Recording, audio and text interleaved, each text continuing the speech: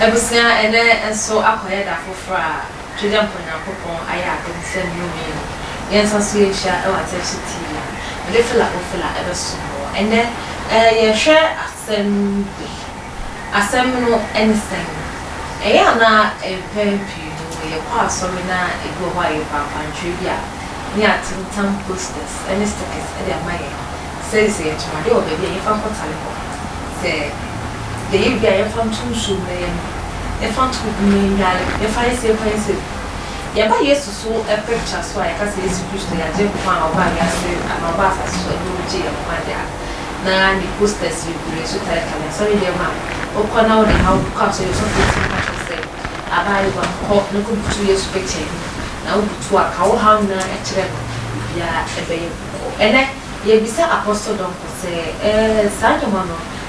o se ri ejide shi ana se ri ejide shi ma e wo kwan se e ri ejide shi ma na ana se there is something behind secretly e wo me dey any atmosphere sparkles ma me twa me ho ya ba e dey come to chin e ba shi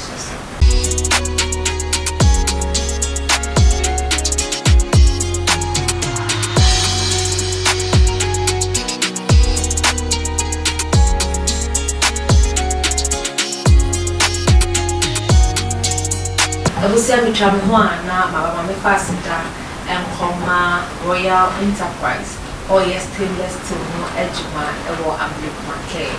wow pesa obi ya stainless steel no ejuma edema wo fo ani ekopie mu ewo amblek make ono a ene Royal Enterprise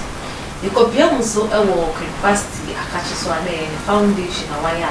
o se o de ba wono no bi ezanka ene mogorowa ani tie busia wa wo tia na wa wo hwe no o pese obo university na so aye wa kuma se obey na ye de bia emma na number no the stand so extra eno NZ 0548302985 eno number for university is and I see a show posters I post for no asabo for e depend na you dale and it too zoom no e dey no regret na so ahwe is for me see I will be I will buy ohu ya e fan so o nya photocopy architect bi enso draw ya flow be do today e di ahyeniam ko ne apostle bronco papa mama kwa ba ya me de je se bia ebo adum ona mo pa bonti ana de ho yedena e de nyame ase e me bisa o yesu foni e wo wa so de mama chia na aboriata o fete o mahene na me chia me yere Rose Donko asafo manyina me chia mo modam asese mo papa me ba TV so na munya video na mo soso mo ne nkrofo eche mo nkoso anya sa no nya me be hira mo Yesu picture me ni bi alete ni obi a wokotwa Yesu picture no de abra me na me so me de atetetal me de me ankasa so Yesu ankasa no mpudi physically me no nshi asada na o person ni shampoo na ni phone wo ma me de me nim ne sansa na obetwa obi mfoni no se wahu no ansa na wetu etwa no uhu na by the twa picture ba say ase history mu yet say abayi bi odi ne hanki no efefa Yesu ni no the phase of Yesu ni no e cash was akoye design mo jana ya bo ni na ko design anu mo ana wo hwe ya wo de draw sa poster Adam so a wasan so di pen nipa eye n say Yesu e ma ne act Yesu movie sa se ono akasa apemu abekasa ono onye Yesu e movie keke ana wo me wo san nkrata ni nyina wo wona omode omanim bai se omo ye Yesu na ebinom esom wo bunkotodwe ewo omanim eka omo haw one omo asam de kire no wakata ofia omo nyina ba abonten abaka se de omo ye no nyame mfa ncha wo no wonye Yesu enti ka bia etwem na nipa nim se sa mfoni na omo hwe no eye Yesu ampampa ba afina sabra no de na me wo sanfoni bi na nne ma asore de okay na me nye sofo so no was owu de e wo me dem me dia tete talwa nti wo ya bronsam na wura wa but I been not a some years abatram da no be phone to me ma it's now okay meaning say that in go for that perception no tell na ya to o the sap channel talo dem a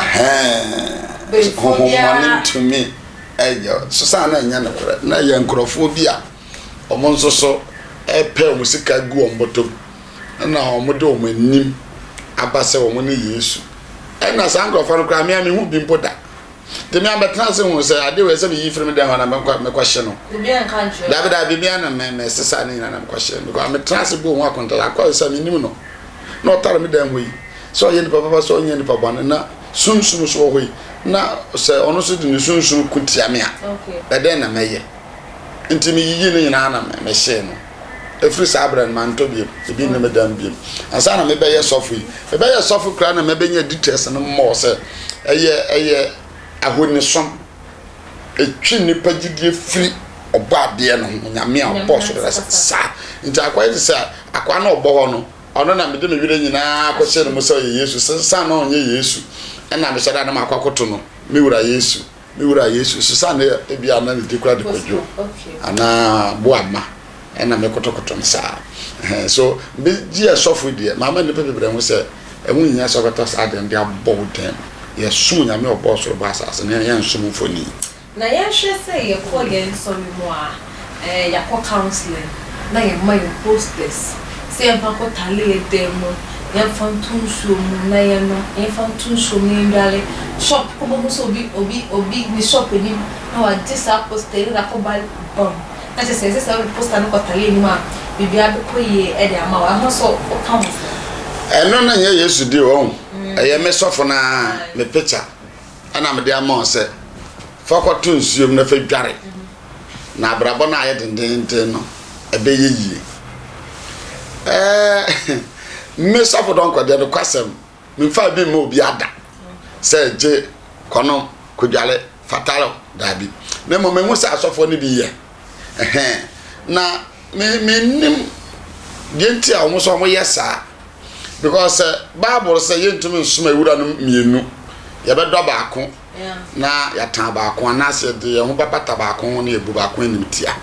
it is a sofo no nim say Yesu na ye som no de and also picture no so ye de it is obi benya picture bi de atensuma dwale na wanya nkwagye afire mo de a and anya wo picture wo so kra say wo hwe Yesu picture wo so sofo wo di dwale na wo de bi so ma so ba say me de Yesu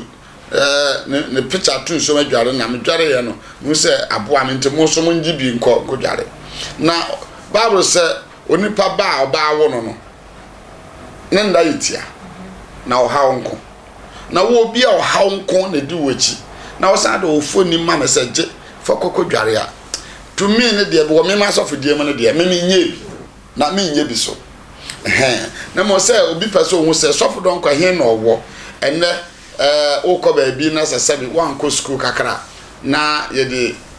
ya tworo bibi wo signboard so sikwan ho a wontumi nkenkan nti wo bayira na mo so mu se nipa no phone na wo so sa papa isa na ha no wo ene wodi akira wo bekwa kodu ba bi wo nti se ye no de sikwan ho de ya ende me hu ne sa me de kire me kire kwan ba bi a me bo Yesu din no me kire ba bi a me wo ne nipa ba ho ma bo Yesu din e de akire wo e se sa me de Yesu mfoni kwasikwan ho a ono Yesu no obi enhu no wasase so da but me dem wasase so na me kan no asem nti ano de me nemfo so na mo se de mo obi se fako na fako dwale fako na fako yese here Yesu kan se ana Bible se mo wogidi a mo katra be pose entutu a ebetu e de kire se wonni gidi a okasa anya adwuma enti ansa na obia na de o ye na ebe yeyiem na kire nipa no o gidi enti no ye ya ayeye se onni gidi a o ya anya yie enti se obi de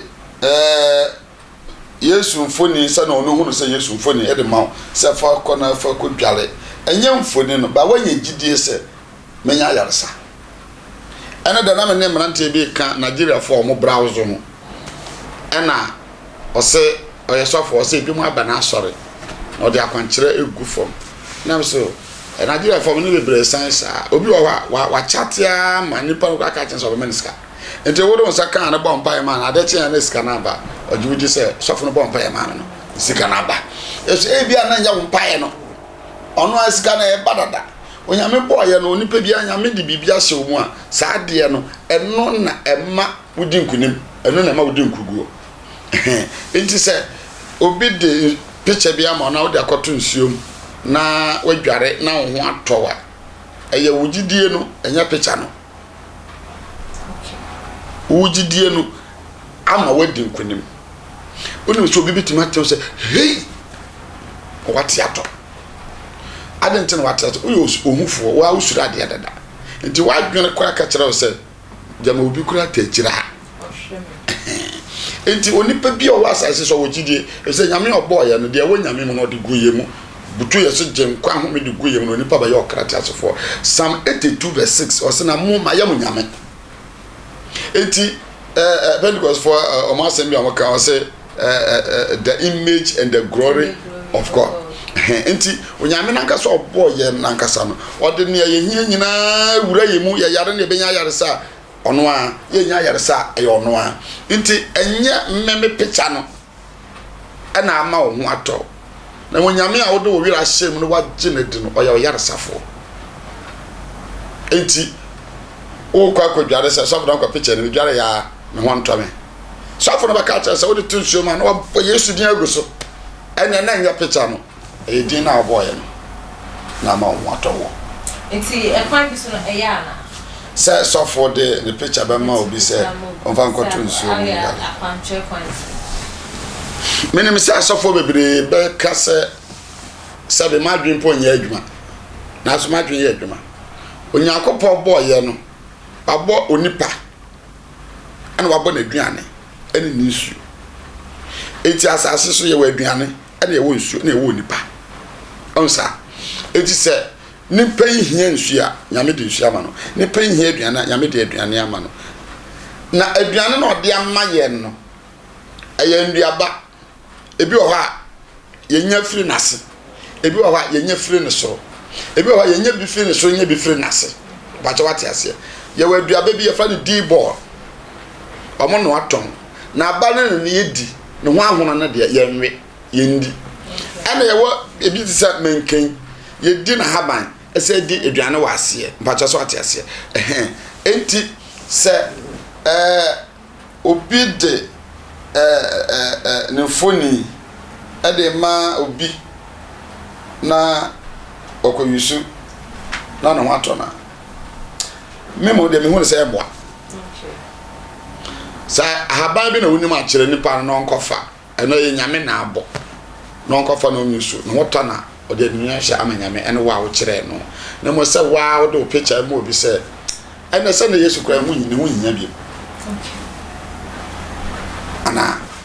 ene na Yesu hu nya se wo tumi yesa ne ndi nyina ade a ene na Yesu di kra se ye abo ne ye bo sofo akosua na nye adwuma na me ko boss of focus ya bi anu makọ wo Yesu din mu dia ene na wudi na mboy no